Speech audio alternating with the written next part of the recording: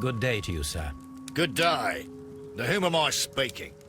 My name is Sherlock Holmes, and this is... Are you a representative of this damned railway company? Because I have a complaint. We are not from the railway company. We are... Well, in that case, Mr. Shamrock Flomes, please excuse me, but I'm not in the mood for idle chit-chat at the moment.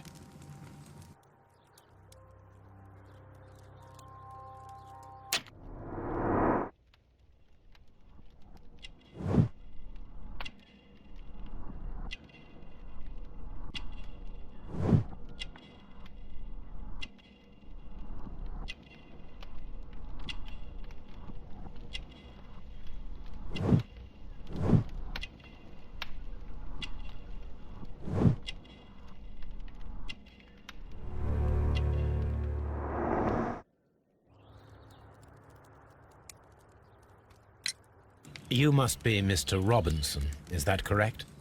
Yes? I am leading the investigation of the disappearing train. It would help if you could answer my questions. Ah, well, all right. I have nothing to hide. I presume it was you who placed the order for the special wagon. Yes. It was to transport my valuable prototype safely to London.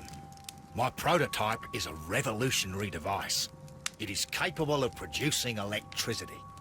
I'm a businessman and an engineer. I had already found several potential customers for my invention, but I was very optimistic about the directors' board who were travelling on the train last night.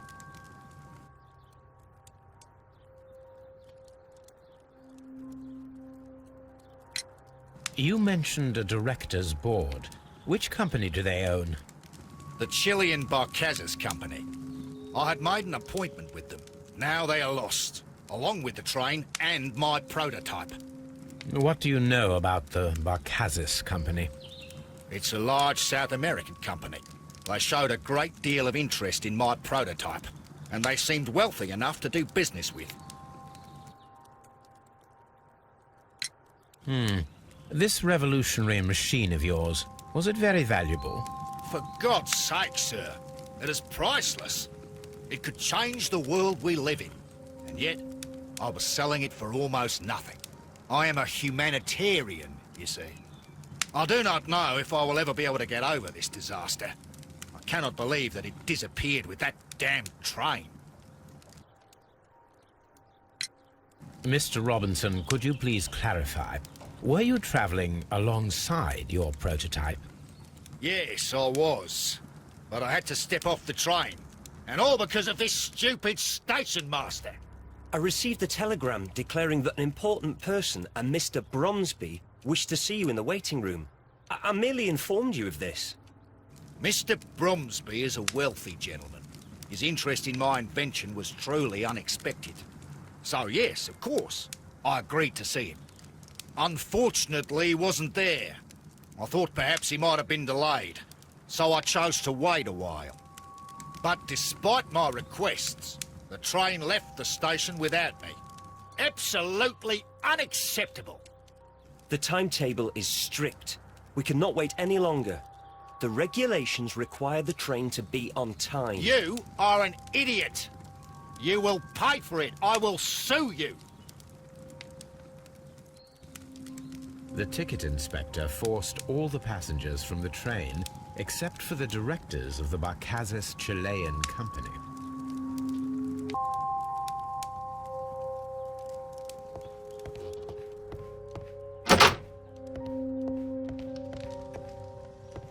A telegraph.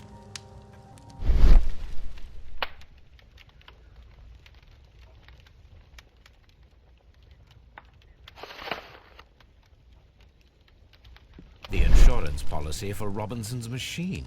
A significant sum.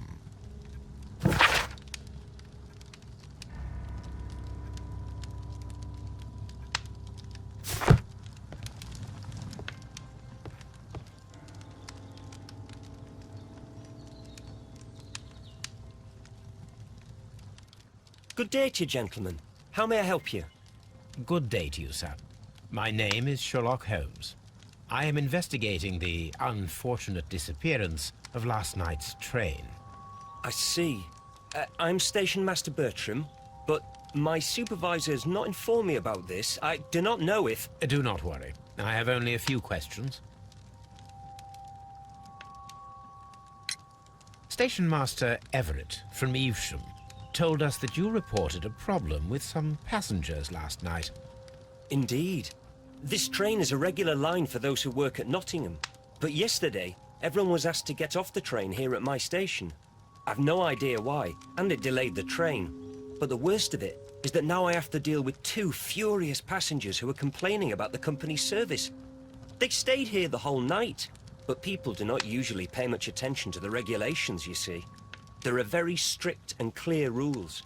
Paragraph 234 of Article 2G-43 states that in the event of a complaint, you must... Yes, thank you. I understand.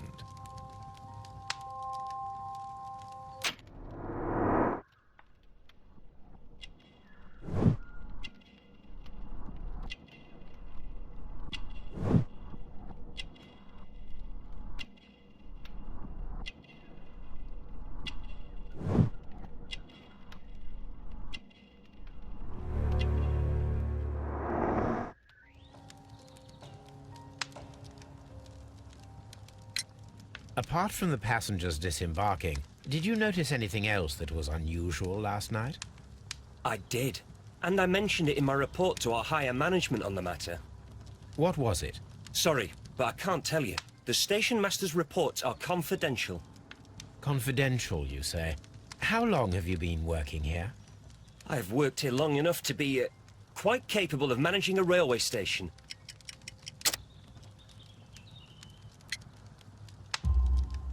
Let me speak frankly, Mr. Bertram. Your age and your lack of confidence in your position are quite apparent. You cannot deny that you have only recently completed your studies. I was at the top of my class. Listen here, young man. I am aware that you wish to protect yourself behind all these regulations, but I represent the law. And you are obstructing the investigation of an important case. I would suggest that you cooperate with Mr. Holmes. Think of your career. Ah, that is... Well, I'll tell you everything. First of all, I scolded the ticket inspector, for it was he who asked the passengers to leave the train. It was not his right to do so. He was very rude. And then, later on, I received a most peculiar telegram from my colleague at Chesterfield Station, the next stop along the line.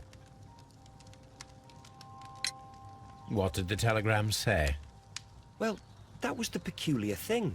It was almost unreadable. It was full of errors and awfully vague. It was hard to understand if the train had correctly passed that station or not. You can read it for yourself. We ought to visit Chesterfield Station. We need to confirm if the station master saw the train or not.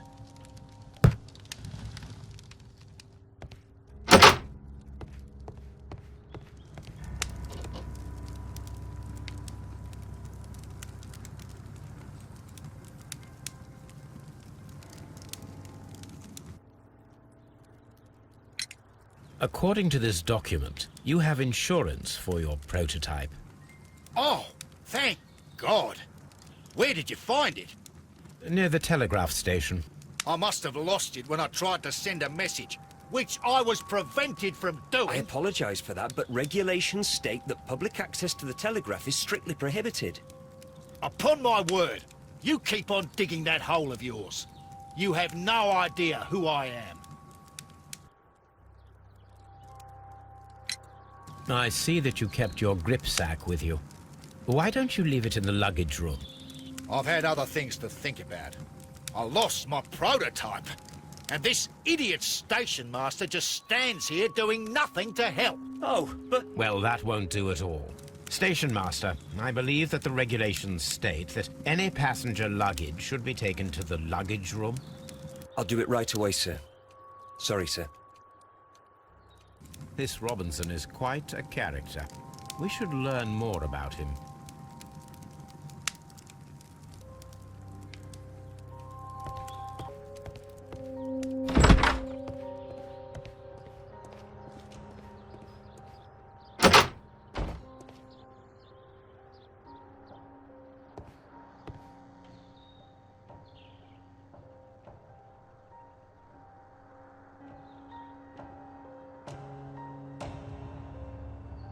This gripsack belongs to Mr. Robinson.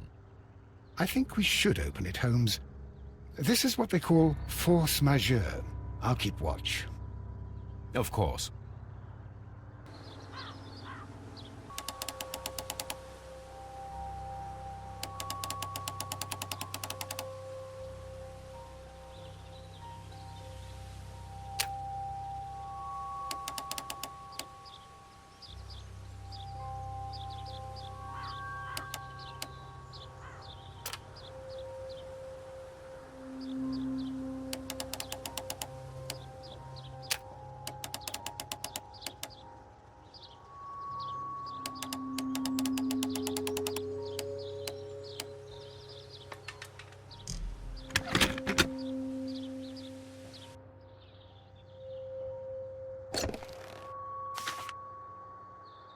Look, Watson, a bundle of contracts. Very suspicious. We should study them carefully.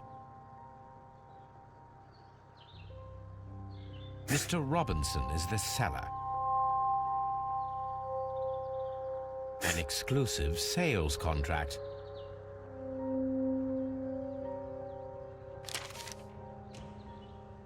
Yet another Mr. Robinson is the seller.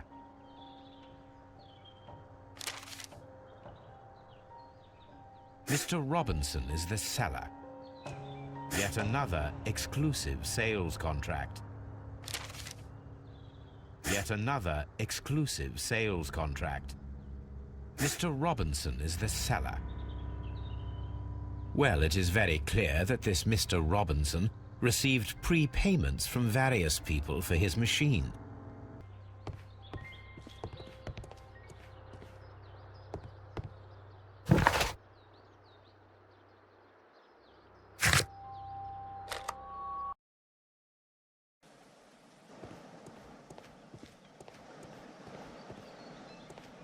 Locked.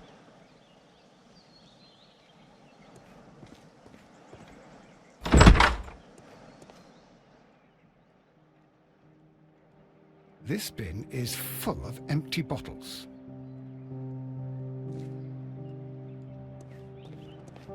A fishing advertisement.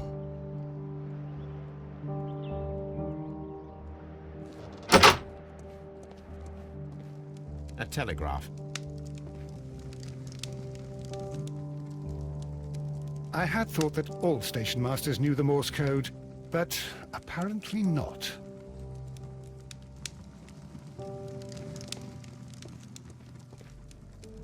How could he fall asleep at work like this? Excuse me, sir. Wake up. Ah, his breath. He must have swallowed half a distillery. And that explains the how. By his sleeping off the alcohol, you mean? Wake up, please, Huh? sir. What? The 18-hour 72 train has arrived? Good day to you. We are investigating the disappearance of last night's train, and we should like to ask you a few questions. Were there any passengers who got off that particular train at your station last night? No, nobody, it seems to me. Although I did not leave my office, so... No doubt you were very busy. You don't say. You can't ever get any peace around here. Now you have to send a telegram each time a train arrives and departs.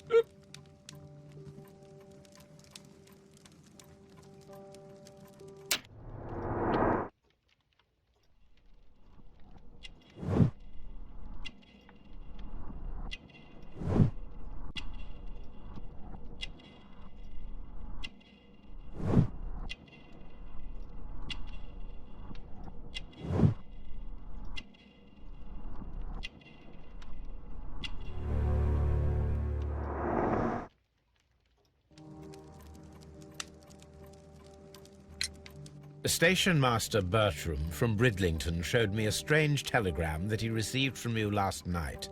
It concerned the train, but it was barely comprehensible. What?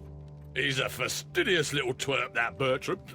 I remember everything quite clearly. It was late, and I was tired, but I did my work. So what? There's no need to be so petty.